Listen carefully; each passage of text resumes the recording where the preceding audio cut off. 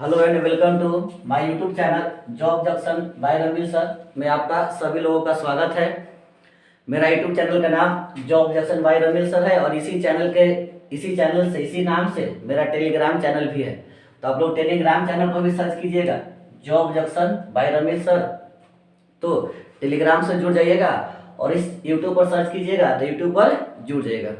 कल हम लोग इतिहास का पार्ट 1 देखे थे और आपका जो इतिहास का जो पढ़ाई होगा एकदम शेड्यूल से होगा और पार्ट 1 पार्ट 2 पार्ट 3 ऐसे कर करके वीडियो डाला जाएगा, ताकि इस चैनल के माध्यम से आपको इतिहास भूगोल यानी कि आपका जीके जीएस हो गया, मैथ हो गया, रीजनिंग हो गया, यानी कि कॉम्पिटिटिव का मैथ रीजनिंग और जीके जीएस का संपूर्ण तैयारी करवा दी जाएगी। तो हम लोग इतिहास के पार्ट 1 देखे थे, 2 मिनट में उसका रिविजन कर देते हैं। तो सबसे पहले बताए थे कि इतिहास जो होता है बीते हुए बात का जो हम लोग अध्ययन करते हैं उसे क्या बोलते हैं, इतिहास। इतिहास के पिता कौन थे, हेरोडोटस। ये भी बताए थे कि हेरोडोटस ने ही आपका एक पुस्तक लिखे थे हिस्टोरिका, अगर नहीं बताए होंगे तो लिख लीजिएगा। हेरोडोटस ने हिस्टोरिका नामक पुस्तक में इतिहास की चर्चा किए थे। ये भी पूछता है कि हिस्टोरिका नामक पुस्तक कौन लिखे थे, तो हेरोडोटस। हिस्टोरिका नामक पुस्तक कौन लिखे थे, हिस्टोरिका, ये हेरोडोटस। इसीलिए हेरोडोटस को इतिहास का पिता कहा जाता है, ठीक ना। उसके बाद हम लोग पढ़ते हैं कि इतिहास को 3 कालखंडों में बांटा गया था। प्राचीन भारत का इतिहास जो 2500 BC से लेकर 800 AD तक था। उसके बाद मध्यकालीन भारत का इतिहास जो 800 AD से लेकर यानी कि 800 ईस्वी से लेकर 1707 ईस्वी तक है। फिर पढ़े थे आधुनिक भारत का इतिहास, तो 1707 से लेकर आपका 1950 ईस्वी तक इसका चर्चा किया गया है। उसके बाद हम लोग पढ़े थे कि इतिहास के जानने का मुख्य रूप से 3 स्रोत हैं, साहित्यिक स्रोत, विदेशी यात्रियों का आगमन और तीसरा पढ़े थे पुरातात्विक स्रोत जिसमें शिलालेख अभिलेख की चर्चा की गई है। तो साहित्यिक स्रोत में हम लोग धार्मिक साहित्य को पढ़ रहे थे और धार्मिक साहित्य में बताए थे कि धार्मिक साहित्य में हम लोग वेद को पढ़ते हैं। तो वेद मुख्य रूप से कितने प्रकार के हैं, 4 प्रकार के हैं, ठीक ना।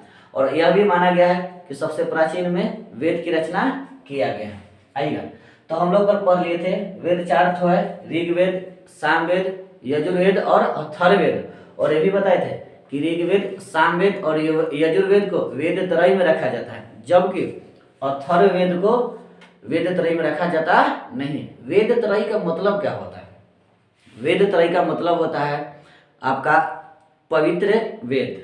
वेद त्रय का मतलब क्या होता है, पवित्र वेद या पवित्र ज्ञान भी कर सकते हैं। क्यों, क्योंकि ऋग्वेद, सामवेद और यजुर्वेद में आपका आर्य की चर्चा है।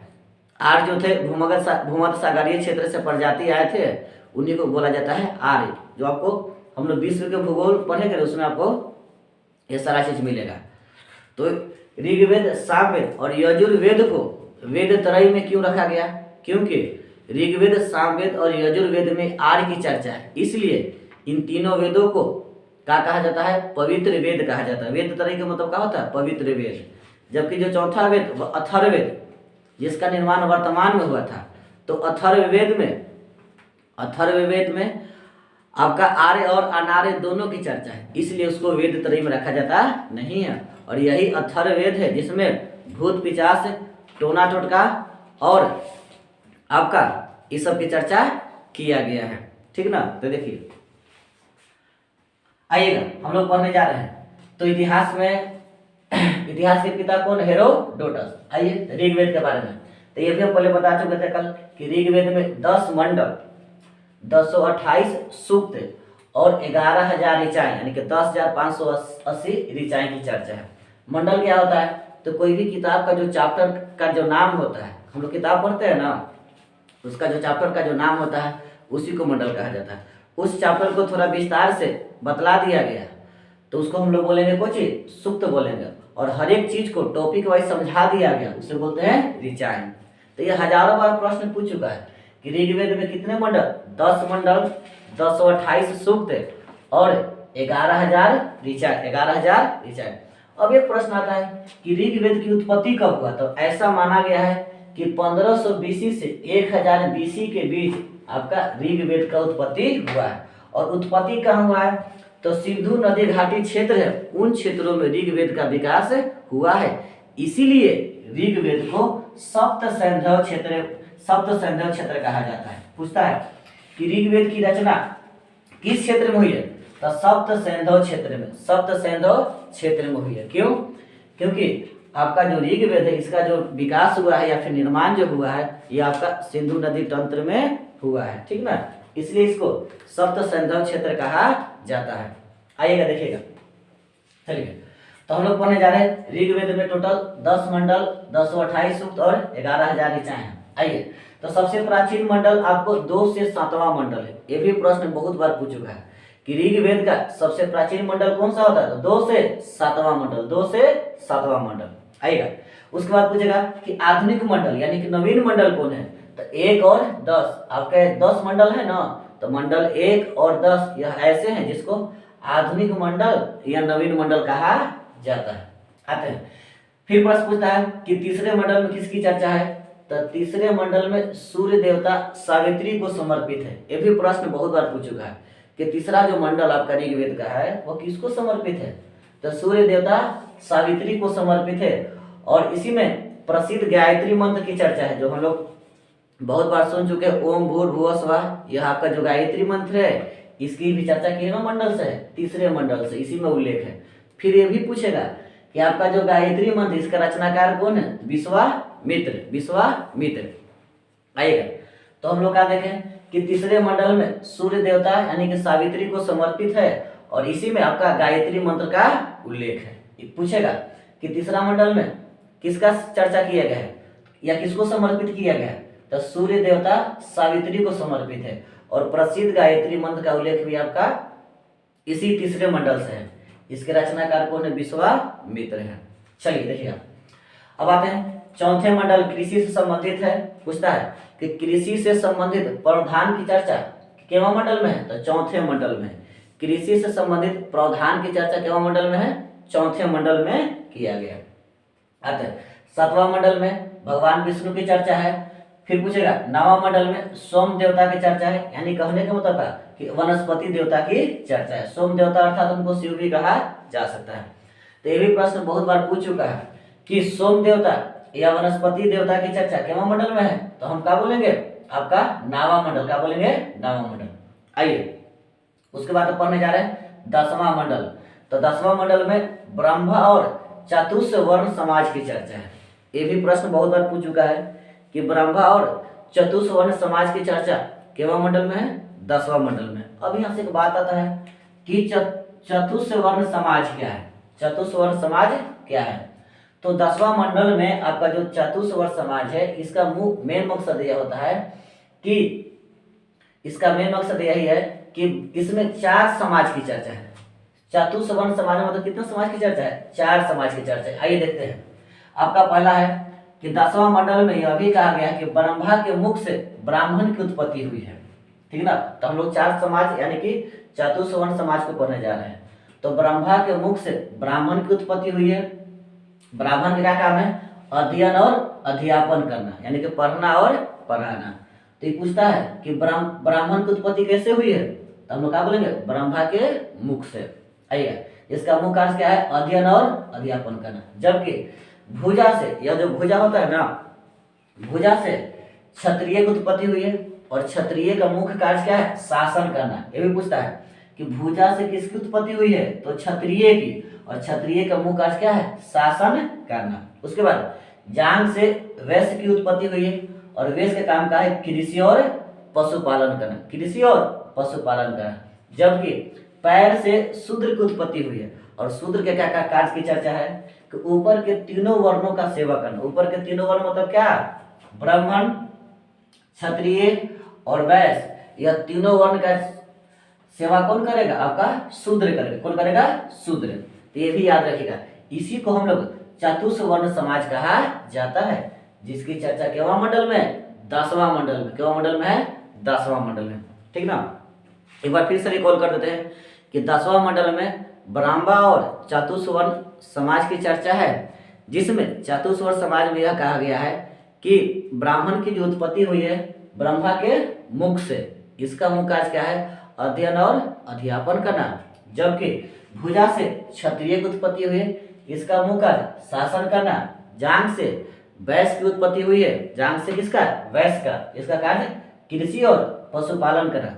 जबकि पैर से ऊपर तीनों वर्ण का, पैर से शूद्र की उत्पत्ति हुई है, जिसका मुख्य कार्य क्या है? ऊपर तीनों वर्णों का सेवा करना। तब याद रखिएगा, मुख से ब्रह्मा, भुजा से क्षत्रिय, जांग से बोलेंगे कोची आता कि वैश्य, और आपका पैर से शूद्र। एक लाइन से याद रखिएगा। अब आते हैं कि ऋग्वेद का जो पहला मंत्र है जिसमें अग्नि देवता को समर्पित है। ऐसा माना गया है कि अग्नि देवता जो है आपका भगवान और मनुष्य के बीच एक तरह से संबंध स्थापित करते थे। यानी कहने का मतलब कि व्यक्तियों का जो सूचना है वो भगवान भी, देवता भी किनके द्वारा भेजा जाता था? अग्नि देवता के द्वारा। यानी कह सकते हैं कि देवताओं और मनुष्य के बीच संबंध स्थापित कौन करते हैं? अग्नि देवता। तो ये भी पूछता है कि ऋग्वेद का पहला मंत्र जो आपका है वो किसको समर्पित है? अग्नि देवता को समर्पित है। और ऋग्वेद में अग्नि देवता की चर्चा 200 बार किया गया है। ऋग्वेद में अग्नि देवता की चर्चा 200 बार किया गया है। और इसी ऋग्वेद में अग्नि देवता को बहुत सारा शब्द से पुकारा गया है, जो हम आपको अभी बता रहे हैं। आइएगा, तो इसी ऋग्वेद में अग्नि देवता को भवन चक्षु कहा गया है, जाति वेदस कहा गया है, फिर 7 जिह्वा कहा गया है। तो याद रखिएगा, अभी हम लोग कहाँ पर है कि ऋग्वेद में जो पहला मंत्र है यह अग्नि देवता को समर्पित है। और अग्नि देवता को क्या कहा गया है? तो अग्नि देवता को भवन चक्षु कहा गया है, भवन चक्षु कहा गया। भवन चक्षु के बाद फिर क्या कहा गया? जाति वेदस कहा गया है, जाति वेदस कहा गया है। और फिर इसी अग्नि देवता को 7 जिह्वा कहा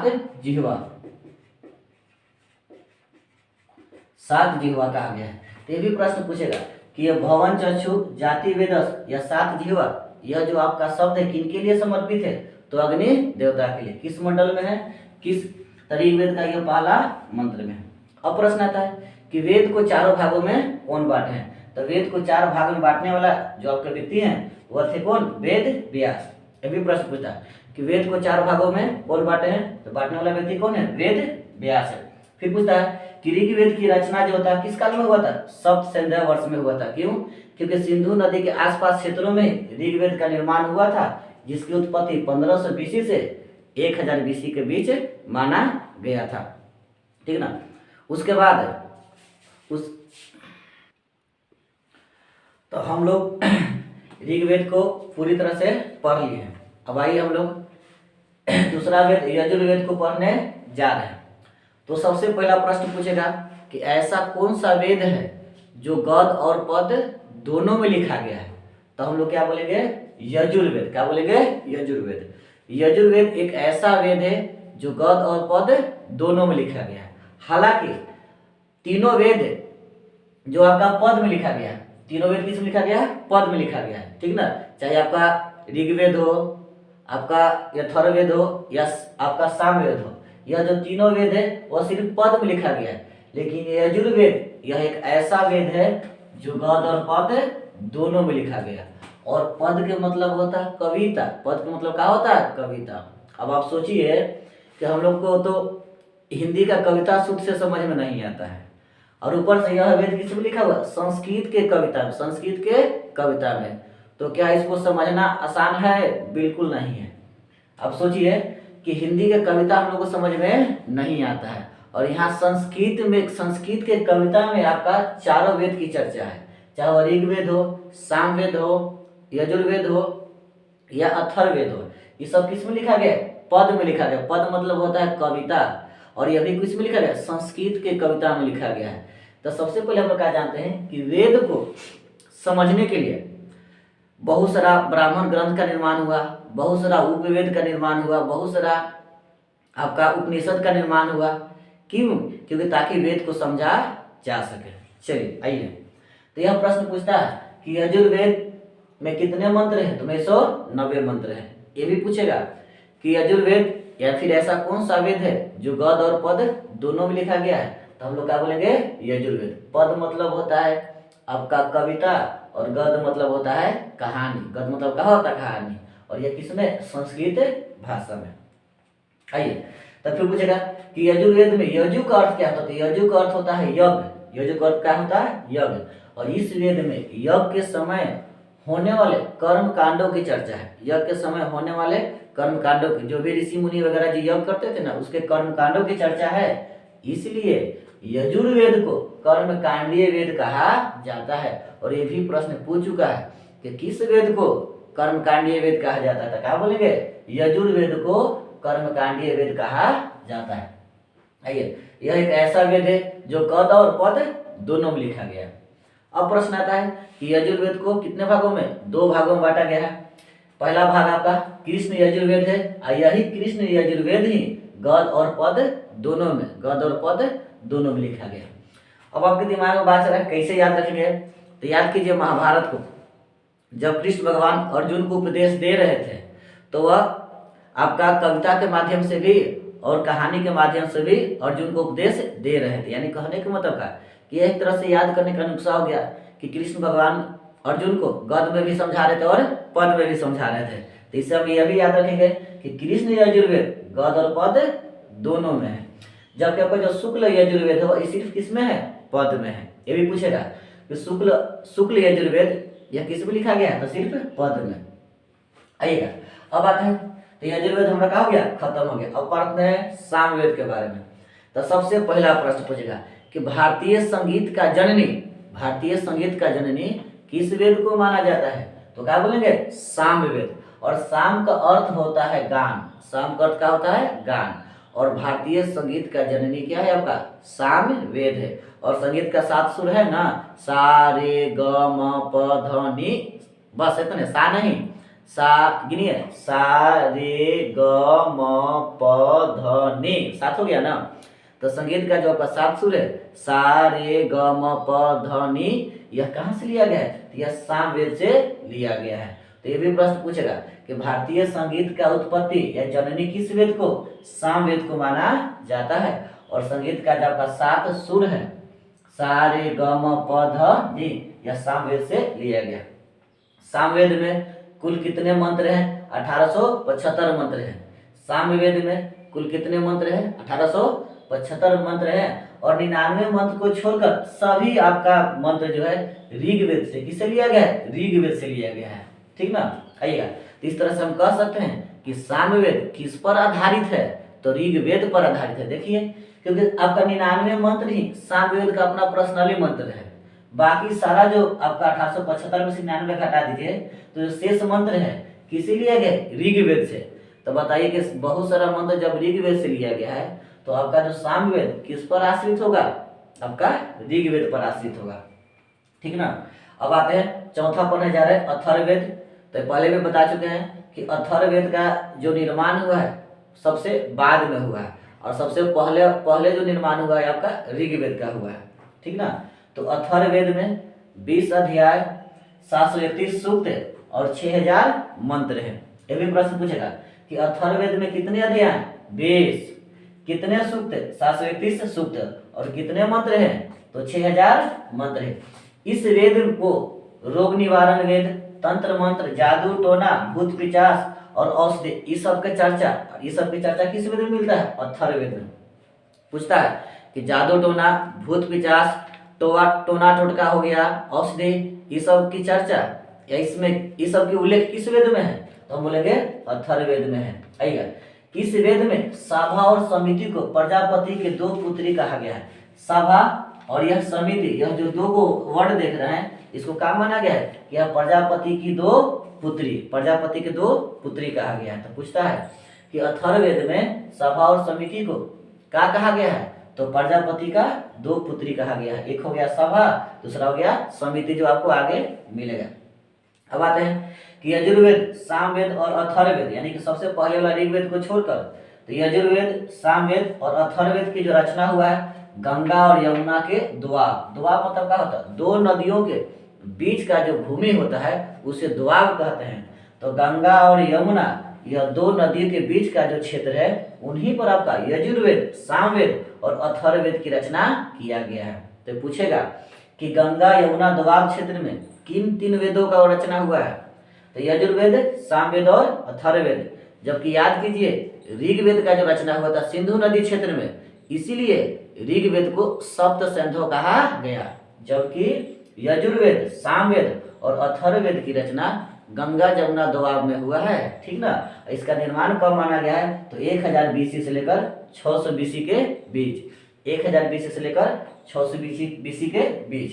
तो इस तरह से हम लोग वेद में से आने वाला जितने भी महत्वपूर्ण प्रश्न है वो हम लोग सारे के सारे क्या किए हैं, देख लिए हैं। और ऐसे ही पार्ट 1, पार्ट 2, पार्ट 3, पार्ट 4 ऐसे कर करके इतिहास का संपूर्ण तैयारी आपको इस चैनल के माध्यम से करा दी जाएगी। तो हो सके जितना से जितना हो सके job junction by Rameel sir channel को सब्सक्राइब कीजिए और शेयर कीजिए। और आपको टेंशन लेने की जरूरत नहीं है, इस चैनल के माध्यम से आपको सारा सिलेबस पढ़ा दिया जाएगा। उसके बाद आपका लाइव जो होता है पूछताछ आपका चलेगा, ठीक ना। तो इसी बातों के साथ अब अपनी बातों को विराम देते हैं। धन्यवाद। चलिए।